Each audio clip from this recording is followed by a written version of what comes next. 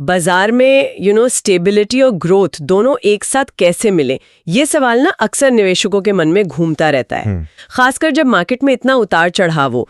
तो इसी पहेली को सुलझाने की एक कोशिश शायद एडलवाइस म्यूचुअल फंड के नए इन्वेस्टमेंट ऑप्शन में दिख रही है। हाँ, हम बात कर रहे हैं Edelweiss multi asset omni fund of fund की। ये एक नया फंड ऑफर मतलब NFO है और ये निवेश के लिए खुला है 12 अगस्त से 26 अगस्त 2025 तक। तो आज हम इसी की बारीकियों को समझने की कोशिश करेंगे, जो जानकारी हमारे पास है उसकी बेसिस पर। बिल्कुल।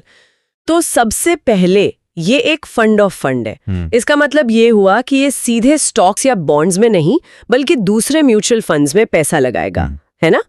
पर इसमें खास बात क्या है? हाँ, सही कहा। खास बात है इसका मल्टी एसेट होना। मतलब ये किसी एक ही तरह की एसेट क्लास पर दाव नहीं लगा रहा।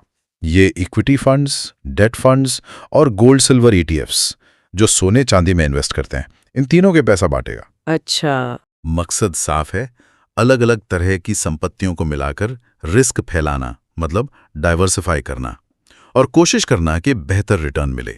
और ये जो इन्वेस्टमेंट का बंटवारा है, मतलब एसेट एलोकेशन, वो कैसा रहेगा? यहाँ कुछ इंटरेस्टिंग नंबर्स हैं। इक्विटी में 65% से 80% तक का इन्वेस्टमेंट हो सकता है। ये तो काफी ज्यादा लगता है ना एक मल्टी एसेट फंड के हिसाब से। हाँ, सही पकड़ा। ये इशारा करता है कि फंड का झुकाव ग्रोथ की तरफ यानी कैपिटल बढ़ाने पर अच्छा खासा रहेगा। लेकिन बैलेंस के लिए डेट में 10% से 25% और गोल्ड सिल्वर ETFs में भी 10% से 25% तक का हिस्सा रखा गया है।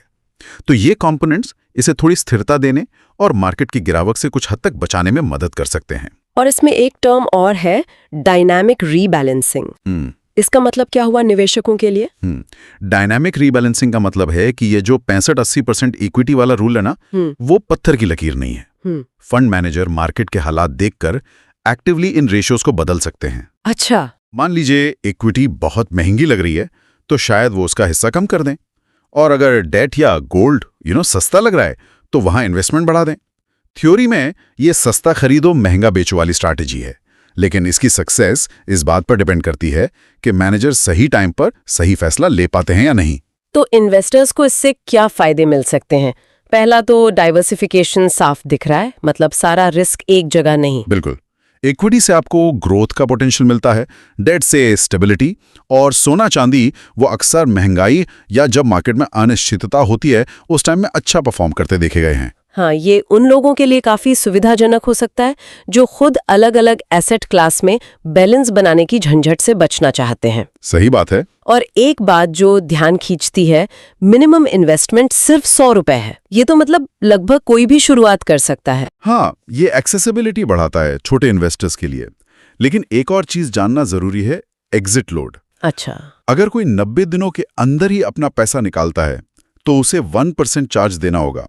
90 दिन के बाद निकालने पर कोई चार्ज नहीं है। हाँ, तो ये एक तरह से इशारा है कि फंड थोड़े लंबे समय के इन्वेस्टमेंट को एनकरेज करा है, कम से कम कुछ महीने। हाँ, कह सकते हैं। शॉर्ट टर्म ट्रेडिंग के लिए शायद नहीं है ये। तो फिर ये फंड किस तरह के इन्वेस्टर के लिए ज्यादा सही रहेगा? देखिए, ये उन नए इन्वेस्टर्स के लिए एक अच्छा स्टार्टिंग पॉइंट हो सकता है जो एक बना बनाया डाइवर्सिफाइड पोर्टफोलियो चाहते हैं। साथ ही वो एक्सपीरियंस इन्वेस्टर्स भी इस पर विचार कर सकते हैं जो अपने मौजूदा इक्विटी या डेट इन्वेस्टमेंट में कीमती धातुओं का भी फ्लेवर ऐड करना चाहते हैं। अच्छा। या फिर वो लोग जो सिर्फ इक्विटी के भरोसे नहीं रहना चाहते हैं और थोड़ी सेफ्टी के साथ ठीक ठाक रिटर्न की उम्मीद रखते हैं, उनके लिए भी एक ऑप्शन हो सकता है। तो मतलब संक्षेप में कहें तो एडलवाइस का ये NFO जो 12 से 26 अगस्त 2025 तक खुला है, ग्रोथ और सेफ्टी के बीच एक बैलेंस बनाने का रेडीमेड तरीका पेश करता है, और इसमें मार्केट के हिसाब से एडजस्टमेंट करने की कोशिश भी शामिल है। हाँ, और ये डायनामिक मैनेजमेंट वाली बात अहम है। ये इन्वेस्टर से एसेट एलोकेशन का सिरदर्द कह सकते हैं कुछ हद तक हटा लेता है, पर यह भी याद रखना होगा कि अब दारोमदार फंड मैनेजर के फैसलों पर है। बिल्कुल। और जाते जाते एक सवाल सोचने के लिए छोड़ जाते हैं। ये फंड 3 अलग अलग चाल चलने वाली एसेट्स, इक्विटी, डेट और गोल्ड सिल्वर को मिलाता है।